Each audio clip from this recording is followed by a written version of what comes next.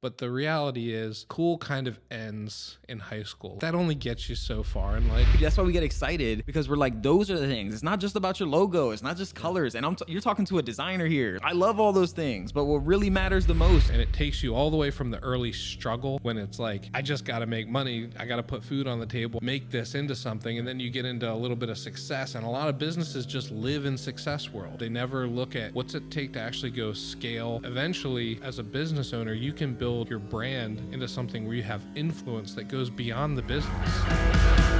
Welcome to the Brand Nerd Podcast. I'm Mitch Metter.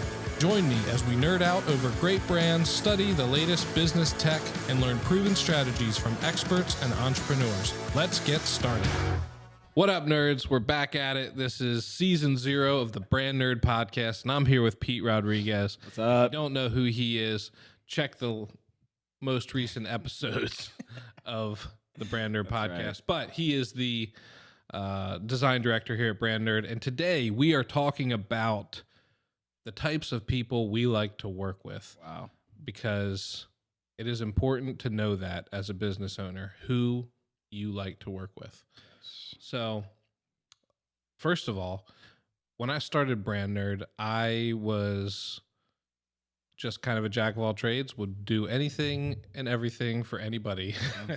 And over time, you realize that becomes impractical. It stretches you too thin. You have to go in too many directions. You have to specialize. You have to understand what your strengths are and the types of businesses that you help well and that you like to work with. So over time, we just realized that it's local service brands that we like to work with. And that can mean a lot of different things, but it's also pretty specific. You know, obviously, if you're local, that means you're serving a geographic area. It might be your hometown. It might be a region. It might be a county, but it's local. And service means, you know, it's not a product-based business, perhaps, or in practice. There could be many different products that you offer as part of your services, but ultimately it's a service business. And brands, you know, you have to have that brand mentality is what we call it. You might not have that day one, but you have to be willing to adapt that brand mentality to take it from a business mentality, which is like all about transactions and how do we do business, which is good. That's the traditional thinking. But a brand mentality is looking at your entire business as a user experience. Yeah.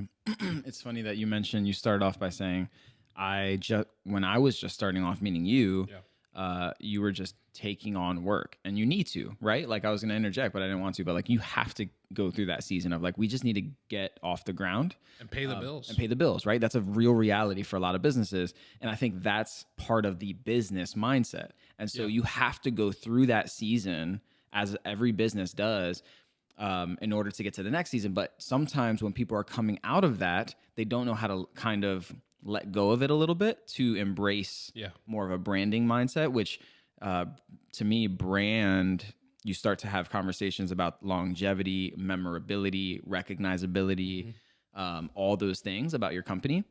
And so you have to kind of let go. You have to be wise enough to go through the business stuff and the grind of that, and then also say, okay, now we can transition to a kind of a brand mindset along the way, which is exactly what you described. Hey, I have to take everything, pay the bills, but now I'm able to transition. Once you're at a good spot, how can I make this brand, my own brand, logos, colors, messaging, positioning, all that kind of stuff, memorable and attractive to ideal customers? And who, right? That's the whole conversation we're having today. Is like, who is it for, and who are we talking to, and who do we like to work with?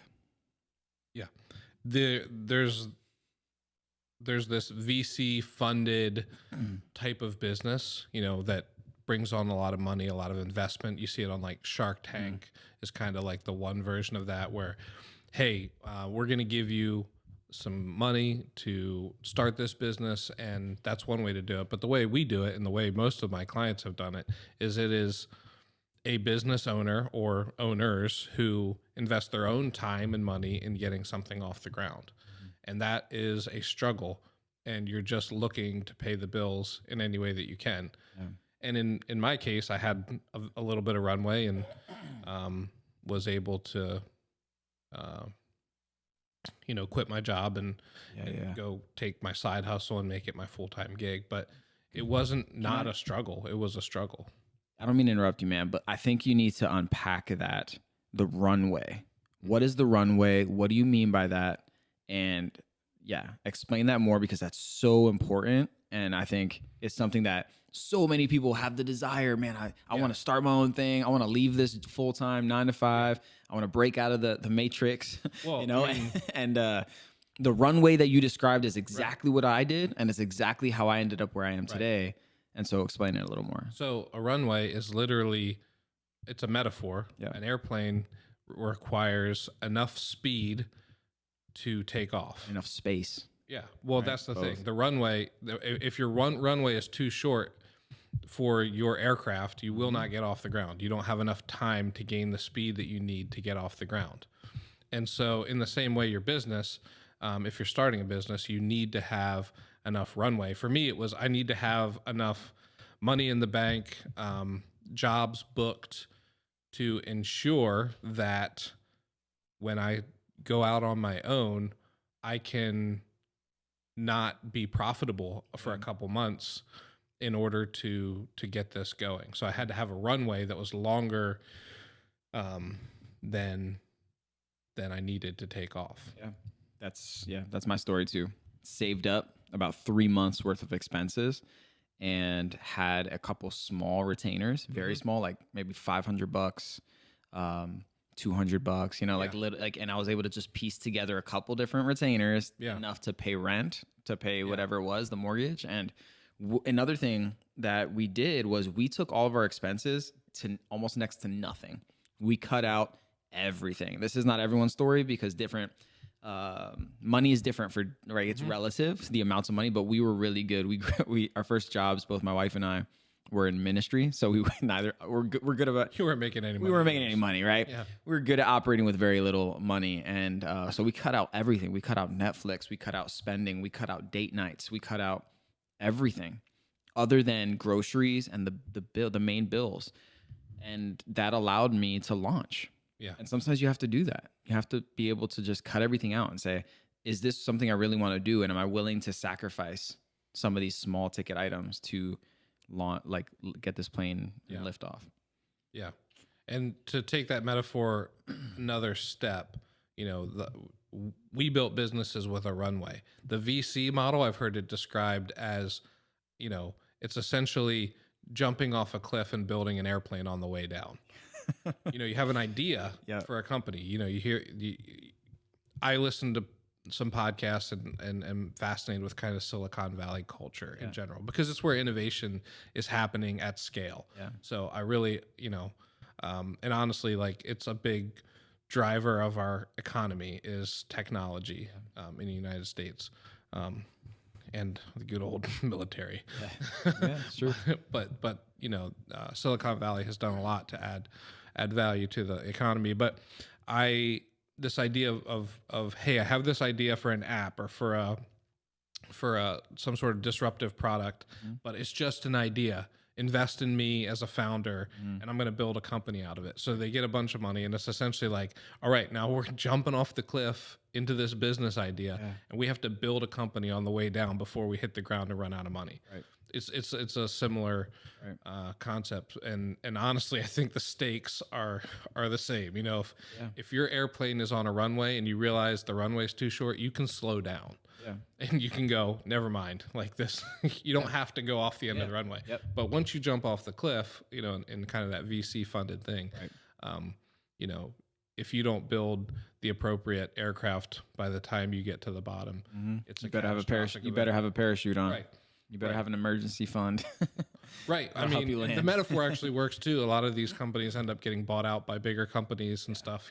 Another airplane comes along and swoops them out of the air. A vulture. So we need, you guys have better rudder technology than us. Jump in. But so the companies we work with are much more the former that we discussed. The idea of this is a business that somebody built and is invested in, and have a mentality of ownership that goes beyond and responsibility. You know, like we talk about the types of companies, and we talk about being high value companies. Yeah, that's right. And by high value, we mean you're delivering quality at the right price. It doesn't mean that you can be a high value company and be an affordable option. You can also be a high value company and be a premium option.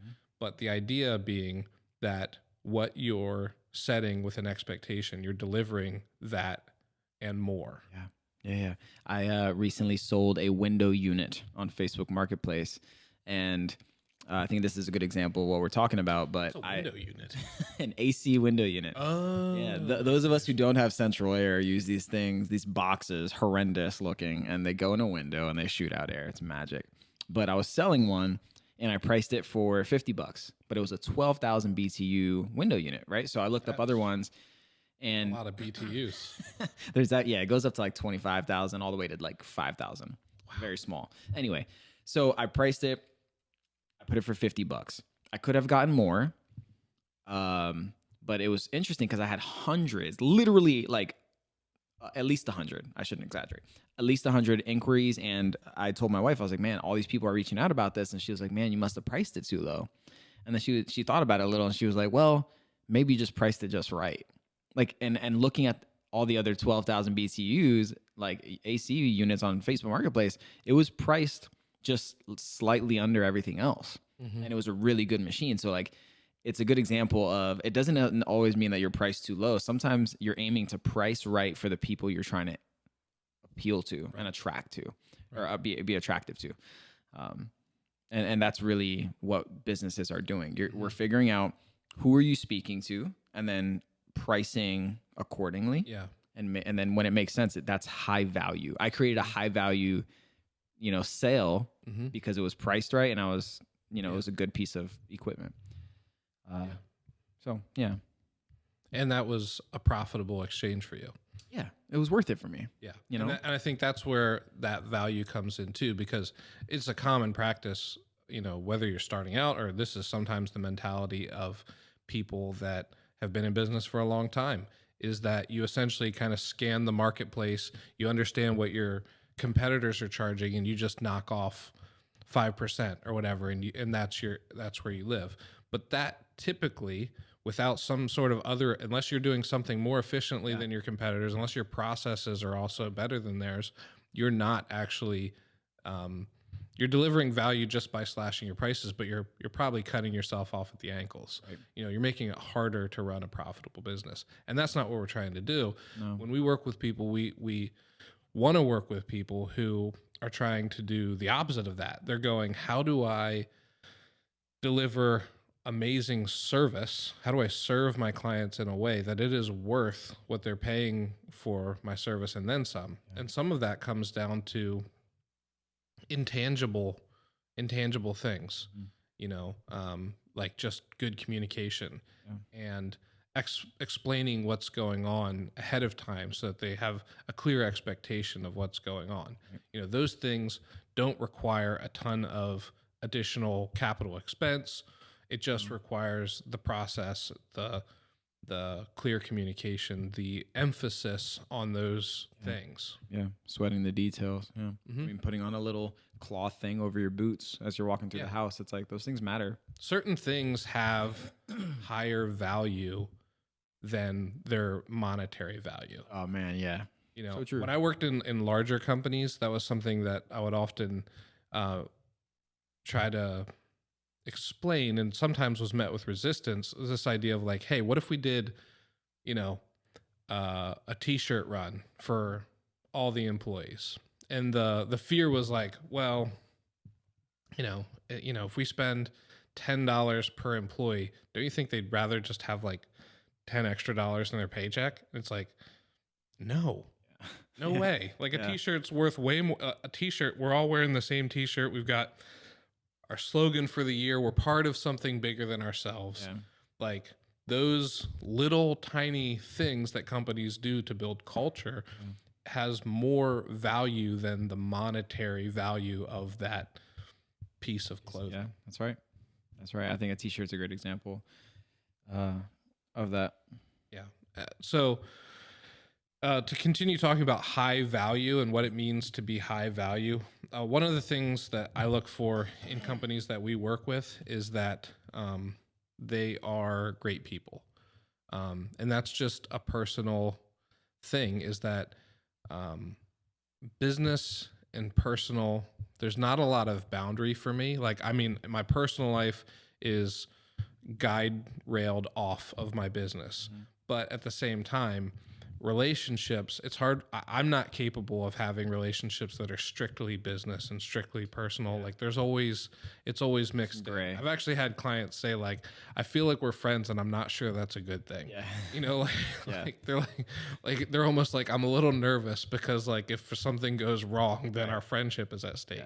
And I'm like, I kind of want that a little bit. Like, I want the pressure of, I'm not just disappointing a client, I'm disappointing a friend if I don't deliver this, and vice versa. Like, I want that personal relationship. And I want to work with people that I see that same type of dynamic in their company, between the ownership and employees, between employees, them, coworkers, things like humility and giving each other the benefit of the doubt. I think that's a huge one, trying to not offend people, but also not be offended. That type of work environment. Obviously, the word integrity gets thrown around a lot, and it has maybe it's just a Lancaster County thing. I don't know, but integrity is like, it's thrown around, and humility is still. Like, these words are thrown around a whole bunch. But, the best definition of integrity that I've heard is, do you do what you're supposed to do when nobody's looking? Like, are you still that person? Yeah, I've heard integrity defined as being the same person in every room that you're in, right? So if you act one way in one room and a different way in another room, I think integrity is, people are quick to go to, like, if I did something, I got to come up and be honest. Like, integrity, it's becomes like a trust thing, and or like an honesty thing. Yeah. And I guess that plays into what I'm saying, but I've always kind of viewed it as what you're describing, and then also, am I the same? Am I congruent? Am I the same? Like, maybe is congruent the right word? Congruent is like cohesive. I don't know what you're congruent or cohesive. Yeah, I can't really think of it right now. Consistent, congruent. Congruent sounds right, but I like it. Anyway, let's pretend like it is. Yeah. But yeah, if I'm here with you, how do I talk about my bride, right? My wife. How do I talk about friends and all this? I think congruent's the right word. What is it? Congruent. In agreement or harmony. In agreement or harmony. I love so harmonious, right? Yeah. Am I in harmony when I'm here with you, when I'm at home, when I'm with someone else? That's integrity. Harmony is a great word, and it's actually harmony. A word, like, that is a fantastic word. Yeah, it really harmony is actually that's like integral to my soul. It's the way I'm wired. Harmony. I want peace. I want harmony in my life. Like, I want everybody to get along. Like, it is like, I don't like confrontation. Like, that is a word that I can really get on board with. And to take, like, I'm also a musician, so, like, harmony means something to me, like knowing the way that notes fit together to create chords, and the way that, harmony and melody work together to create a beautiful song, And if that's helpful, like, that's helpful to you, I think there's probably a lot of other people that are visual or like musical learners. And if you are, like, think about your company in a way of notes. Like, each employee brings a different sound, right? Each employee's bringing something different. And your job, you are the composer. Depending on your role in the company, you're composing this piece, and you're like, man, this person might not be in the right spot. It doesn't mean that they don't belong here. It doesn't mean they don't fit into this song that we're writing. It just might not be at the right point. And so how can I move them around? How can I shift things? Right.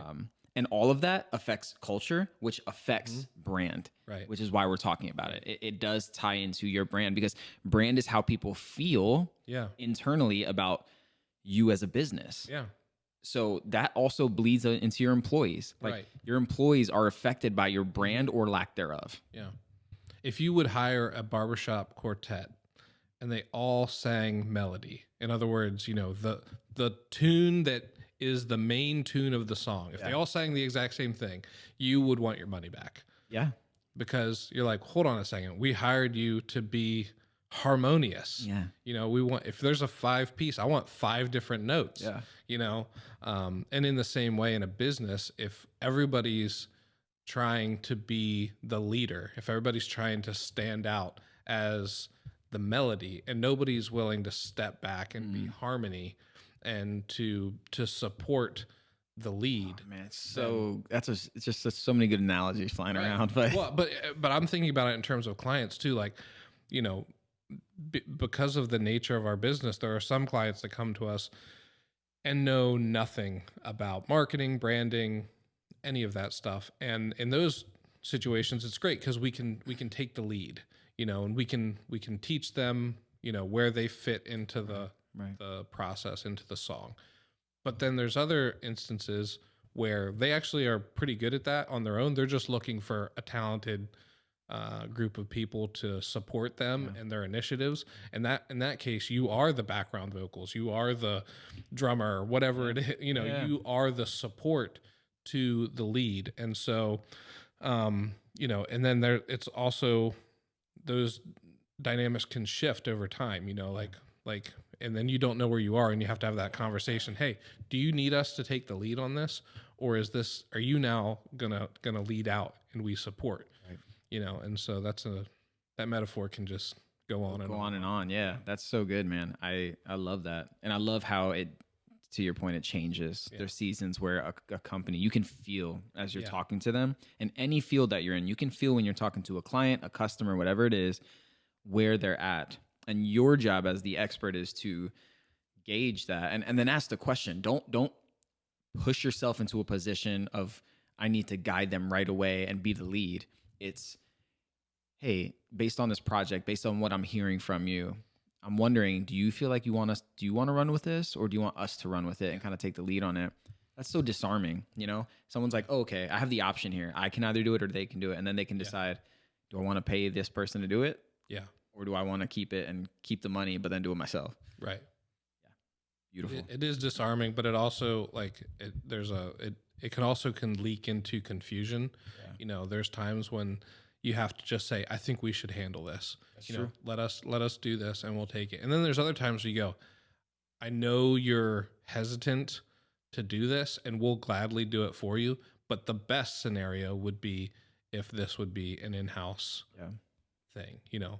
We get that with clients that are in particularly expert businesses with a particular level of expertise, like engineering firms. I work with a couple businesses in like the industrial automation space, and I can't keep up with the jargon and terminology. And you've worked with them too. Like, remember when we were creating a graphic and it was based off a P&ID drawing. Me and you have never seen a P&ID drawing before in our life. Yeah, shout out if anybody can tell us what P&ID stands for without Googling it. I'm looking at my camera. Without Googling it, then you win. I knew at one point. Win an award. Now the acronym has just stuck in my head. P&ID. Yeah. I remember when we first came across it, I versed myself in it a little bit. But anyways, that was an instance where we essentially pushed back and they said, we'll just create something. And we're like, you have to give us something to go off of because we are so out of our depth here. And we're worried that your clients will immediately identify that whoever created this has no idea what a P&ID drawing is. Right. Because there's obvious missing things here. And so it's things like that where you have to push back and be like, this has to be an in-house thing. We can play a role in it, but like you have to take the lead in creating that. So definitely push and pull. But when you're working with a high value company, when they're not only delivering great service, great product, but they're they have a great culture and great people, then that makes those conversations really easy. And one of the other things that I look for in an owner is ambition, but tethered to patience and gratitude. Like, I think those are those are words that, ambition is great, but there are people who come in guns a-blazing and like, okay, we're willing to invest this much money, but we need this much. We need to see our rankings for X, Y, and Z increase. Yeah. And not only that, but we need you to guarantee, 10 marketing qualified leads a month, and et cetera. And it's like, man, I think we can do that. Yeah. In a lot of cases, I'm like, yeah, I think we can do that, but I'm not willing to work in that type of relationship. Yeah. Is what it comes down Yeah. to. Like, Well, also, you're delivering. pressure cooker situation. It's like, I think we can actually do way better than that if Yeah. you give us enough time yeah. to establish you as an authority on this topic and develop the strategy. But if it's just all about the result, you're missing all the lead, all the buildup. Yeah. You're focusing on a lag indicator when we need to focus on all these leads. Right. Those marketing qualified leads happen because of X, Y, and Z, and we need to focus on X, Y, and Z, and then we can compound the numbers that you're looking for over time. Is it? I don't want to go down too much of a rabbit trail with this, but can you truly sell results? Like when someone is selling results, they're selling a history, a track record. Mm-hmm. They're saying we've done this for other people. Here's the result of that. Yeah. So, but at the end of the day, they're not selling you the result. They're selling you a thing that led to results, and you're trusting that what they do for you will be the same as what they did before. So I think in any circumstance, like when I heard you say that, I'm like, man, I don't know how I would say this nicely to a client, but I was like, I'm selling you a logo, a brand package, a website. Am I selling you, and I'm speaking for myself here, like, am I really selling you a result? Sure, there might be, I don't know. What do you think about that? Like,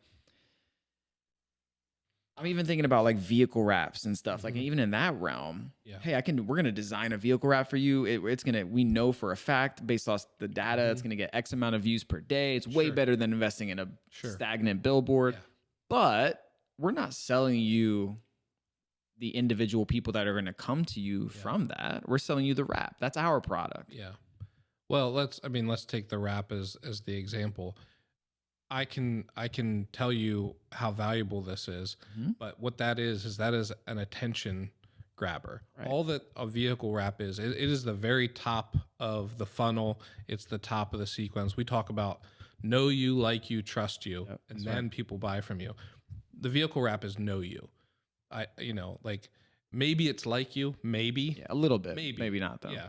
It's at least it's getting you in the door with like you if you do a good job, but it's know you primarily. And what you're putting on there, in addition to a logo and colors and services, you're putting a phone number and you're putting a website most likely as kind of the call to action. And so if I do a great vehicle wrap, it's messaged well, it's beautifully designed, and somebody calls your phone and it goes straight to voicemail, and your voicemail isn't very informative and you don't call them back, like I can't control anything past the wrap. Right. Same with the website. I can control that a little bit more if you let me. But if you go to your website and it's an ugly website, it doesn't have a clear way for them to get in touch or understand more about your services. It's possible, if you don't have a service that's easy to understand, that they just get confused and move on. Yeah. So that's where the delivering results part can get very tricky. And there's plenty of companies out there that are just strictly, we run Facebook ads for you and we fill your inbox with as many people as we can. How qualified they are, that's questionable, of course. But you can find those and as long as you keep paying them, they'll keep sending you leads. Right. I think of like that's not the way we do business. I think of all the people that have delivering results as like a tagline, and it's like a marketing strategy is called the ideal future state, and you put the person you're selling to in an ideal future state where they can envision themselves doing something better, cooler, more relaxing, whatever. It's why the vacation Airbnbs or whatever, they show you commercials of in a mountain range somewhere and you're relaxing because they're putting you in an ideal future state. And, thinking about the slogan or tagline of delivering results, you're selling them on a result, but really you're not delivering a result. You're delivering something else that may lead to a result. Yeah. I don't know. It's just an interesting distinction. It is an make note of. distinction. And it not good or bad, I guess. It's just like the results again, we talked about it a little bit earlier, this idea of brand mentality, going from business to brand. Yep. When you talk about results, when you talk about making money, you're in a business mentality. Mm-hmm. It's not because there's a great book. It's called Making Money is Killing Your Business. I love this book. Yeah. Great title. Yeah. And the whole, it's not saying, it's purposefully a clickbait type title.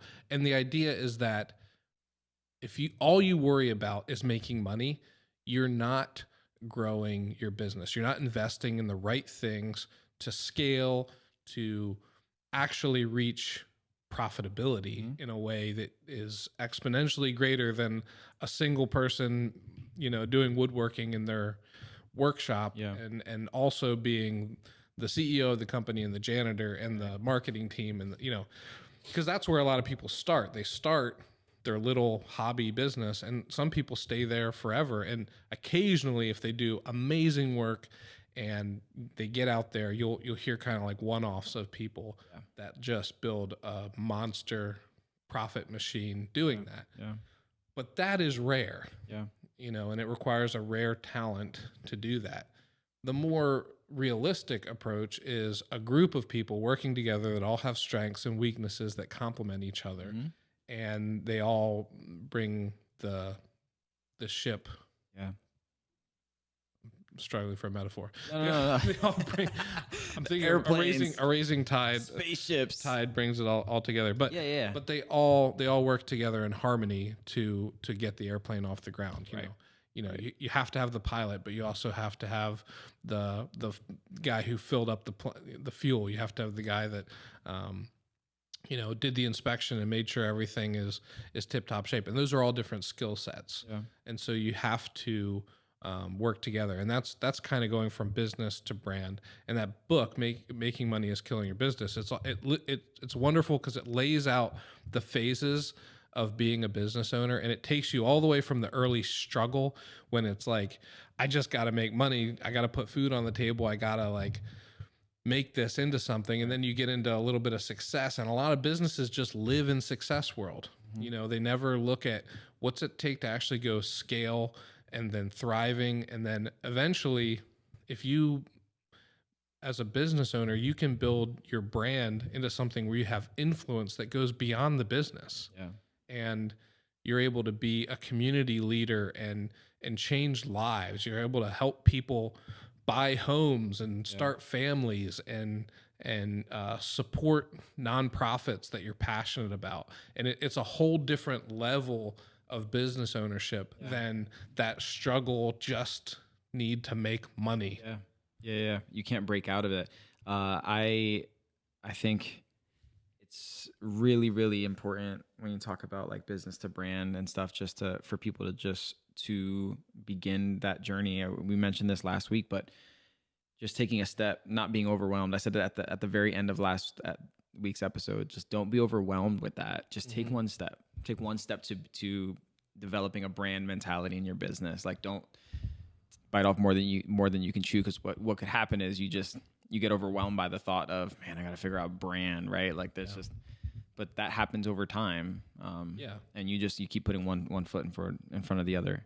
And then eventually you will, with the right intentionality and the right action steps, the right people around you, you will find yourself with a brand and not just a business. Right. And we got into it last week about how that comes about, how you can purposefully start with a brand strategy, and you can message your business in such a way that you're setting yourself up for success. And part of what we talked about at the end of that was the fact that it'll adapt and change over time. But you have to start with those values and those essential messages that will resonate with your potential customers. So we like to work with high value businesses that are delivering a service at an exceptional value. But we also like to work with companies that are high on values. In other words, they stand for something more than just a business, and that their brand represents more than that. Yeah. And values are hard. I love working with people that just like know who they are. Yeah. It changes the way, specifically me as a designer, when someone comes to me and they know who they are. They don't need to know everything, who they're speaking to, all that, but there's just this sense of like, on my website I have forging brands. It's just language that I use, but forging brands with creativity and conviction. And so I love working with people who have. I love the word forging. Yeah, me too. There's some, especially as it relates to design, because actually, like back in the day, I know I'll come back to what I was saying, but when you were typesetting stuff with old like machinery, you would actually have to lay these metal pieces that had a letter on it. Yo, if we're gonna get into talk about letterpress, like I'm your guy. I got you. So, like, Devin loves so many like fun facts about printing presses. I'm ready to whip them out. Like, So at Thaddeus, what's cool is the school. Bring it on, Gutenberg. The school, So the school that I went to, Thaddeus Stevens, was beautiful. Like we had all these old presses, but then we had new presses, and then we had this digital Mac area where we can work on the computer. So it was designed, but it was really cool because we got to work on, computer software, the Adobe suite, but then we also got to go back and like learn typography and all that kind of stuff and color theory. And so I say that to say forging, you said forging is a beautiful word. And I think it is because design was forged. It wasn't just like something you just click. Now it is. It's just learned on YouTube, and kids everywhere know Adobe, Photoshop, and all the things. But there was a time where it was true crafts. It took craftsmanship. Yeah. And so I love the idea of viewing myself as a craftsman, and I'm crafting and forging your brand. Right. And going back to what I was talking about with creativity and conviction, I love working with people who have a belief system, convictions, who say like, we do this, we don't do that. Because part of your culture is going to be determined by what you allow, like what you do and what you don't do. Yeah. It's not just like, here are things that we love to do to be profitable and have good culture and X, Y, and Z. Sure, those are all great. Of course, you need those. But there's also a big aspect of here's how we don't act. Yeah. Here's 10 things that we don't do as a business that set us apart. Yeah. That's a whole podcast, things to not do to set you apart, So, yeah.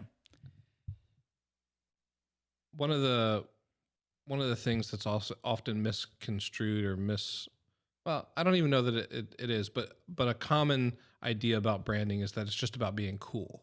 Right. Man, I want to be cool. I should say wrong. Yeah. It's not right. It is. Well, so there's this comes from Scott Sauls, who's a preacher that I follow sometimes. And he has this quote that he'll post every now and then on Twitter, and it's cool wins high school and kindness wins life. Yeah. And I've always just resonated with that. And I think it's because there is an aspect of me that like, I want to be cool. Yeah. Like I want to. I think of most people. Yeah. Like I want people to like meet me and be like, that's a cool guy. Yeah. Like I want to spend more time with him. Like he's cool. But the reality is cool kind of ends in high school. Like if you think of the people who are cool in high school, like that only gets you so far in life. Yeah. It's really kindness that is the driver for my life, and the people that I want to be around are kind. Right. And so like when I work with clients who I can tell that that's part of what their DNA. Yeah, that's part of what they've figured out about life, is that kindness is the way to go. That's exciting for me, and I'm excited to deliver good work for them. And typically these are people who are striving to make the world a better place. Yeah. And the great thing about local businesses is global change happens locally and then moves. Like that's how movements start. They start small and they grow big. It's really hard to do top-down change. You know, we see that with economically, like it's hard. Trickle down economics is really tough because we see, you know, income inequality and stuff just goes through the roof because that is a tough way to get things moving downstream. But the opposite is very true. If you invest in your community, if you invest in one person's life, you can totally radically change their life. Right. And in the same way, a local business, bringing up their employees, bringing up their community through like volunteer work and things of that nature, you can be part of real change and make the world a better place. Yeah. You can't scale down, right? Like scaling down just doesn't work. It's like you were saying about trickling down or whatever, but like something that works on a federal level. Yeah. And then you're like, oh, I'm going to take that to a neighborhood. It's like, no, it doesn't. Sure. Whereas someone who's scaling up, you can say this worked here, but now we have a bigger space and like, it doesn't work the same. What I was going to say, there's a proverb that says, do not despise the day of small beginnings or something to that effect. I'm paraphrasing. And yeah, I think that's so true. Small beginnings for small businesses, medium-sized businesses that we love to work with, local, you know, relative. Small means different to different people. That's why I say it's all relative. But and one of the things that's harder to suss out is there are businesses that talk the talk. You know, like they have value. You know, they put their core values on their website. They talk about, you know, their values, but then in action, you're like, I just don't see it. Y'all ain't ready for that conversation. Well,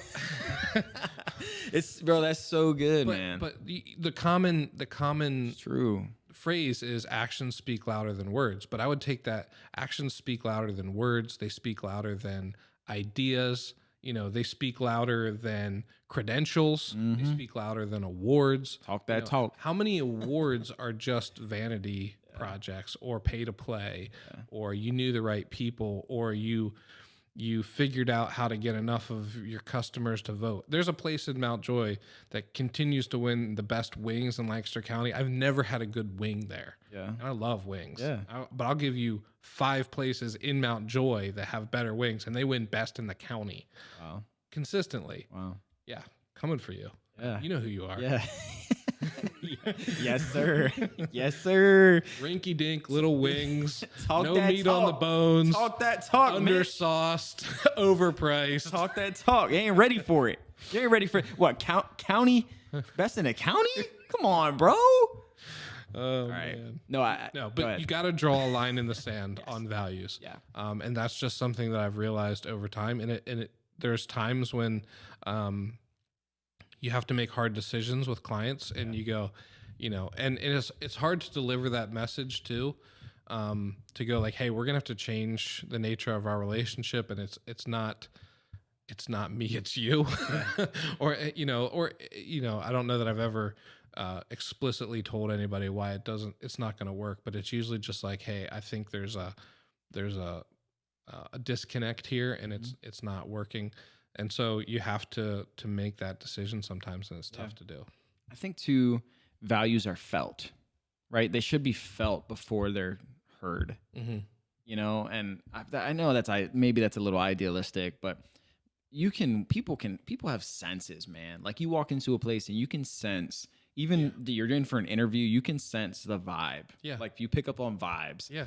And your values should be felt before they're talked about. Yeah. Do people feel those things? And I just remember like I've had the privilege, I was gonna say luxury, it's not the right word, but privilege of working at a church, and then going from a church to a small business that where the owner just deeply valued people, deeply, you know, deep convictions, man of faith, but just loved his team. Mm-hmm.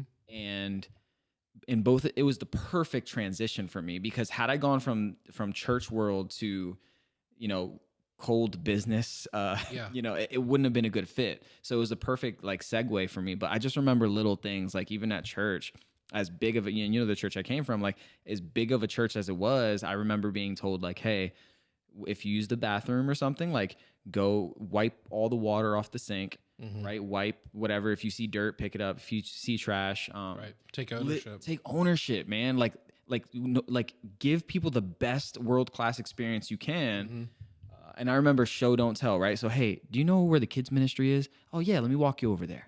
Right? Absolutely.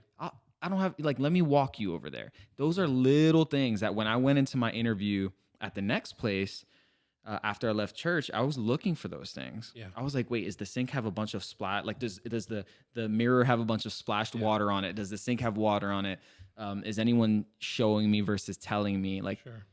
those are all things. And it happened. And I was like, man, this is cool because I'm seeing values played out here that I didn't even know were values yet.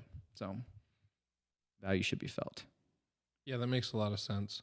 And I think just to also put one caveat on that, and I mentioned it earlier, is that giving the benefit of the doubt. Yeah. And knowing that some days people are having a rough day. Exactly. That's why I said idealistic. Like, it's not always going to be that way. But absolutely.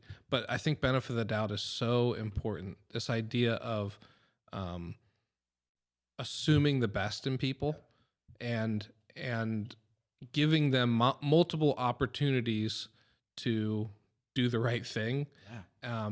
And then, of course, also drawing that line in the sand of once they've proven who they are through their actions, being willing to say, hey, this isn't going to work.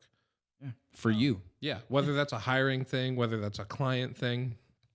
And I mean, I think it's, the best companies also when they're in that situation, they are very good at saying, hey, we can still be friends. We can still, this isn't we'll help you get another job. We'll gladly write a reference letter and explain what your strengths are or what, those types of things. But that is where values come into play in those difficult situations. Right. I love that. Yeah. I love how we're communicating. Yeah, there's a lot of value in what we're saying, specifically for businesses that are in the area that we want to be kind of speaking to, which is, small, medium-sized, local places like that are all just figuring this stuff out. Yeah. So at BrandNerd, we like to work with local service businesses. Yeah. We like to work with businesses that are established. I don't know that we got into that too much.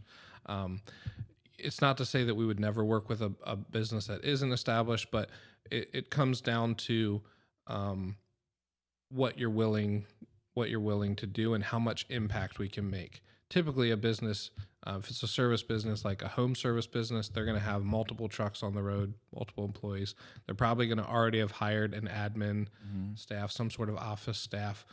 Even if that, maybe sometimes the owner like kind of takes that on, or, if they're partners, maybe it's one of the partners, it doesn't mean, but somebody is focused more on like that office operations part of things.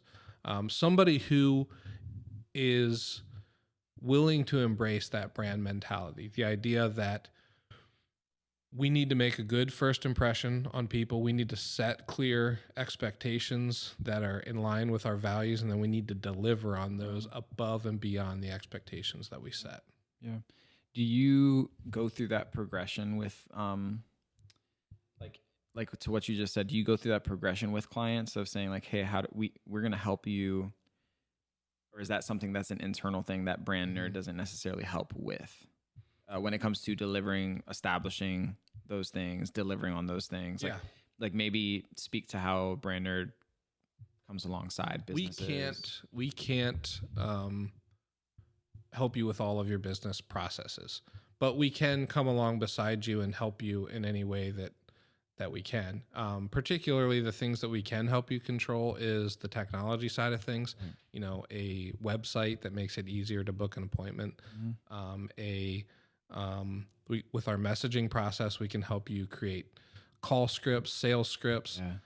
We can help you create a clear one-liner to explain your business so that you don't stumble over your words. Going, well, we do kind of this and this and this, and then people walk away going like, I'm not completely sure what they do. Instead, you have a clear, concise, story-based message that resonates with people. So those are the areas where we can get into it. And as I'm interviewing a new client, I actually have a checklist that I'm going over, and it's just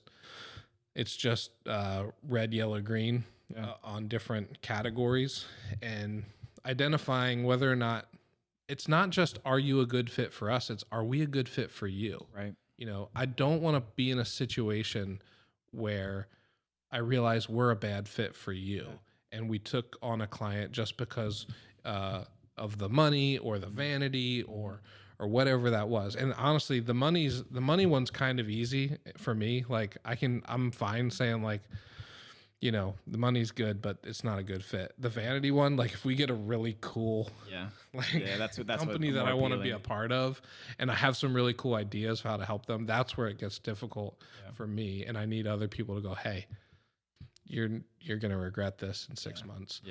Because you're getting in over your head, or their expectations are going to be out of line with what you're able to deliver. And that's why we've narrowed in on local service business. Most of those expectations come at scale, and a level of support and hand-holding that we can't offer people, and like some larger agencies can. We're much more about, we make you look good, we make you sound good, we help you in other ways, you know, with kind of the done with you approach. The done for you stuff we can do is your brand strategy, your messaging, you know, that's the sounding good part, the logos, the beautiful signage, and all of those things that are all connecting the pieces of what your company's doing, but in a way that resonates with people. Can you just imagine the power of, you have a team of 5 to 10 people, let's say, right? If everyone on that team understood and had the same language when speaking about what you guys did, right? Like, so if a serviceman went to he was like doing a cold door knock sale, and he said the same thing that person heard, you know, when they called in, and all of it builds on top of each other and reinforces the idea that, oh, they know who they are, and they know who they're speaking to. They're speaking to a person like me. They're not for everyone. They're for me. I just think that's like so impactful, man. And it's something that you just breeze over, but like, why is it that the biggest brands in the world are saying the same thing over and over and over and over and over again? Right. And it's reinforcing something inside of you. And it's because you think it's old because you have to hear it every day. But your customers aren't hearing it every day. No. You vastly overestimate how often they're engaging with your messaging. And on top of that, by doing a good job at messaging your company, you're actually giving people the words that spread. So then that message is reinforced when a customer talks to a friend and refers you to them. They actually have words, because you've already set those expectations, and they have words preloaded that are on message and on brand for you to tell them. And I have a client who I have a couple that do this, but one that I know does it on a regular basis, where he goes around. They have a company of about 50 employees. He goes around and he every now and then will just walk around and ask people, what do we do? And if they can recite their elevator pitch to him with, you know, I don't know, 80 or 90% accuracy. Yeah, totally. He'll just hand them some sort of a gift card or some sort of reward then and there. And the reason he did that is because, you know, they had several meetings about it, and people were still struggling to adopt it. You know, it just wasn't a priority for people. They're stuck. This is the way I've always done things. They get stuck in that mentality. I love that. And so he just was like, that was his initiative. He totally came up with that, and I suggested it to some more clients, and they've done it as well. But all of a sudden now, you know, in addition to getting the lettering on the walls and all the other things that you can do to try to make it become part of the lexicon and the language that you use, now there's also a reward to it. And then it gets embedded in you as a person, and all of a sudden I just think even like phone scripts and stuff, like, man, how you answer the phone, bro. Like, imagine if everybody who answered the phone answered the exact same way every time. You're getting the same experience. That's the idea behind a franchise, right? It's like, you should be going to these. Obviously this doesn't happen, right? You can go to a local fast food joint and realize that not all franchises are built the same, but that's why what does Chick-fil-A say? You know, after you get your food, I forget. My pleasure. My pleasure. My pleasure, right? Yeah. My pleasure. Yeah. It's People have gotten on me about saying that because I say that all the time because I think it's so wonderful. Yes, and they'll be like, "What are you, Chick-fil-A?" I'm like, "I hope. I would love to be." Yeah, I love saying my pleasure because it's such a. But anyway, the point is that phrase has so much value to them, and it means nothing. It's just a phrase. Right. My pleasure. Right. But now we're talking about this on a podcast right now because Chick-fil-A said in a meeting from the top down, we're gonna say my pleasure every time someone says thank you.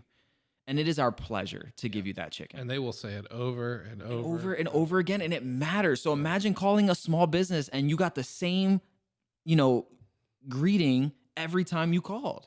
It doesn't matter. It's just like, man, that builds trust. That is branding. Yeah. And that's the beauty. That's why we get excited because we're like, those are the things. It's not just about your logo. It's not just colors. And you're talking to a designer here. Like, I love all those things, but what really matters the most, you can not have the best logos in the world. You cannot have and have more effective messaging and all those consistency. Those are pillars, man, that are just going to help you to thrive in business. Yeah. I'm pumped now. I'm gonna go run a mile. It's good. Do it. Oh man, dude. I've seen the difference. Yeah. In the small, I don't name drop, but like the Shirk brothers, the Castles of the world, these people that value it, and it oozes out, and you can see it. I'm not trying to put them on a pedestal. I'm just saying like they're people who value brand, and it oozes out of them. Yeah. They're no better than anyone else. No disrespect to them. They just have that brand mentality. And so I'm just so excited for the potential of all the businesses that could be listening to this, putting a stake in the ground and saying, hey, I'm not going to have it all figured out in a day, but I am going to take a step towards having a brand mentality. Right. Yeah. And I think that's a great place to talk about the future of season 0 of the podcast, because I do want to start bringing on people who are in that space. You mentioned Shirk Brothers; they're towards the top of my list, and Castle. These are some local companies that we've worked with, and then I also have some companies around the country and even the world that I plan on bringing on to just to see, so people can understand how this is personified. You can see that not everybody gets it perfect every time, but you can see what they're doing to make this better. And I've had so much fun running into friends. In fact, I just got stopped yesterday after T-ball practice by an old friend who goes, hey, as I'm walking away, like we had been talking, it's like, I've been seeing your videos, and I joked with him. I said, hey, just hit like and move on. I know they're not for you, but I appreciate that you're watching them. Yeah. Cause he's not a business owner or anything, but if you are listening to this as either a business owner or a friend and family, I would encourage you just to tell a business owner that about what we're doing here. I think we're starting to hit a little bit of a stride. And what we're once this evolves into season 1, which is coming soon, I believe we'll probably get more, we'll get some more concentrated, shorter episodes, maybe that kind of 20-minute mark, and deliver those a little bit more regularly, but then also have some longer form sit down interview type stuff, whether it's the Mitch and Pete show where Mitch and Pete show. I feel like I stumbled over my words there. Mitch and Pete show where we actually like kind of dive deeper into like some rebrands that are going on in the world and like fun stuff that gets us excited. Really? Or me sitting down with a business owner, client, or even one of the things that I'm passionate about is just absorbing knowledge from older generations and people who have been doing this a long time, and just getting their perspective, because they are flying at an altitude that we don't always get to see the same perspective. So just bringing in some voices like that. So tell your friends. Pete won't be here next week, so it'll definitely be a shakeup. And we've mentioned that we're also starting a podcast studio, and we continue to invest in some small equipment upgrades. I'm promising not to do that anymore, because I think we've reached critical mass when it comes to production quality, and so we'll be launching in June.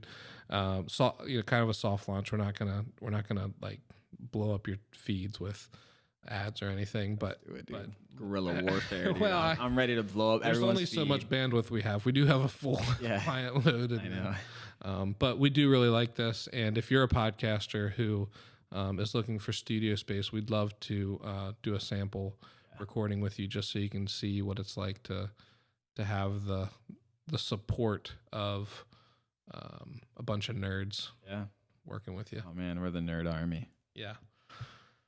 So with that being said, I think we'll wrap this bad boy up. Thank you so much for listening. If you're getting value out of this, the thing you can do to help us reach more people like you is to rate us on your favorite podcast app.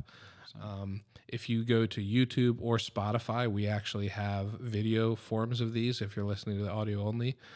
If you're listening to the audio version, if you're listening to the video version, watching the video version, you can find us on all the audio apps. If you find one that we're not on, please let me know and I'll try to get it on there. That's right. Like the video, subscribe if you haven't already done so. We would be grateful, and follow us on social media at Deploy the Nerds on everything. All the things. Thank you so much.